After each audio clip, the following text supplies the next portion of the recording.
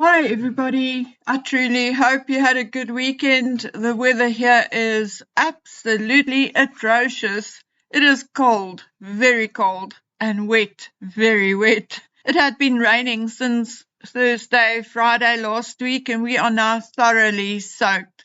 Okay, today is one of those days where I'm not sure which subject to tackle first. I so much want to stick to the new format of talking about the real royals first and then tackling the fake Montecito royals. But some days there just isn't enough time. But today I'm going to do just that. I see Charles and Andrew are in the news again regarding Royal Lodge. It appears the king is adamant to kick his brother out of Royal Lodge. But here is the thing. Unless Andrew breaks the clauses of his lease agreement, the king cannot kick him out. Andrew has a signed lease agreement with the Crown Estate, and that is that.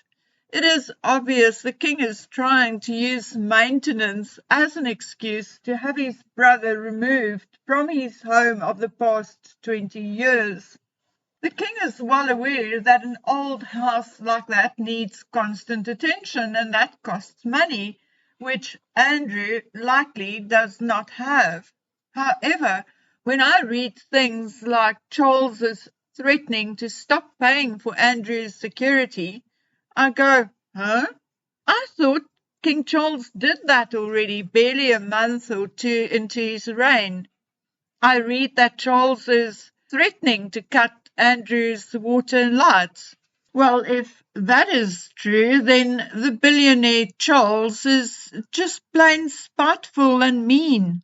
However, I doubt that it has an element of truth in it, because from what I hear, Sarah and the kids are helping to pay the bills. I also heard that Edo, Beatrice's husband, has offered to help renovate Royal Lodge. So once again, I think it may just be yet another storm in a teacup, because royal journalists have nothing else to write about while the royals are on a break.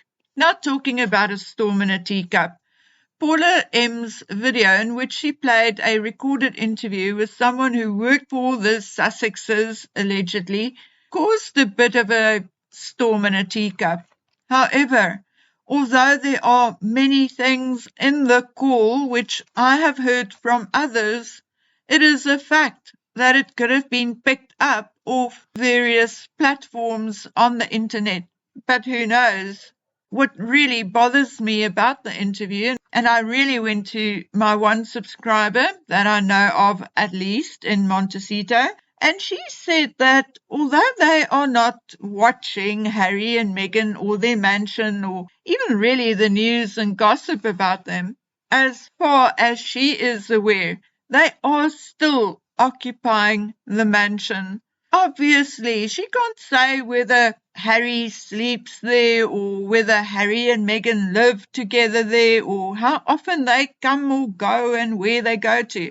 But from what they see and hear, it is still the same security, the same bodyguards and staff and deliveries as always. And a couple of weeks ago, she can't remember, 2, 3, 4 weeks ago, Meghan was seen in a vehicle with someone else, likely a bodyguard, exiting the premises. The vehicle they were in is the exact same one we traced to Meghan a while ago, and which is registered at the address of her lawyer and business manager, Rick Gnaw, an address at Wilshire Boulevard, Beverly Hills. So absolutely nothing has changed at the mansion as far as she or her friends are aware of. Of course, does that mean that Harry and Meghan do not stay elsewhere for a day or a week? I mean, of course not. We know that they're constantly on the move, and we know that they tend to stay overnight. We've seen it. But according to the best intel I could access, the Montecito home is still their base. I asked about the children, and strangely, although Montecito is a relatively small community, no one is actually talking about the children. The last time this particular person heard about a child being seen was, like she herself said, a long, long time ago. She can't even remember when it was, but at the time, Doria was seen from a restaurant walking up and down on the opposite side of the road with a small child, likely Archie. Whether she was waiting for someone or what, they do not know. Doria looked grumpy, and one minute she would pick the child up and the next have him down and by the hand. They were distracted for less than a minute, and when they looked back, Doria and the kid were gone, likely picked up by one of the dark SUVs the Harkles usually drive. But like she said, that was a long, long time ago. Definitely not this year.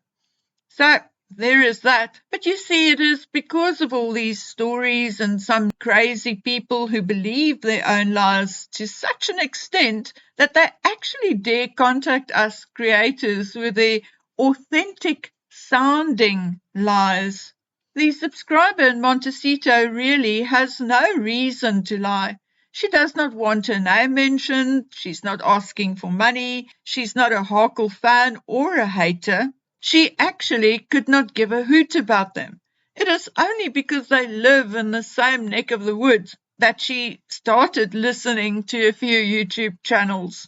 She emailed me once because she heard a juicy piece of gossip at one of her social clubs, more or less at the same time as the husband of a friend met Harry at an event. Anyway, folks, so that is what I think and feel is indeed true because I actually know who it comes from. So what else is there? Oh yes, Meghan's quasi-royal letter to one of the many kings in Nigeria. Yes, in her monogrammed letter, she thanks the Yoruba king for welcoming her home. She thanks Uluvu of Iwu for his hospitality and for honouring her with her Nigerian name, Adetokunbo. I hope I said that right. Now, let me just quickly tell you this. I Googled wanting to know how many kings there were in Nigeria, and one answer is that no one really knows, as there appears to be a different one ruling over every inch of land. Anyway, I do not see any of Meghan's kings or the one she hobnobbed with among the top 10 most influential traditional leaders in Nigeria. So I guess she again got the spare. Anyway, her letter is laughable. She was really trying to emulate or copy the British royals with the monogram, the signature, but in her delusional state, she made a big mistake. In friendly letters like that, real royals never end with their title. They always just sign their first name and that is that. But old Megsy is so up her own arse that she had to add that very, very British title. Anyway, I think it's time I write to Oma Uluvu of Iwu and inform him he's making a fool of himself because there's no way on earth or in hell Meghan Markle is 43% Nigerian. I mean, just go ask her extended black family if you don't believe me.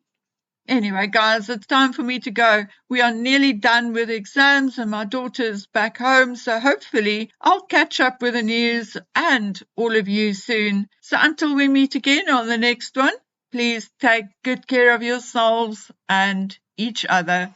Bye.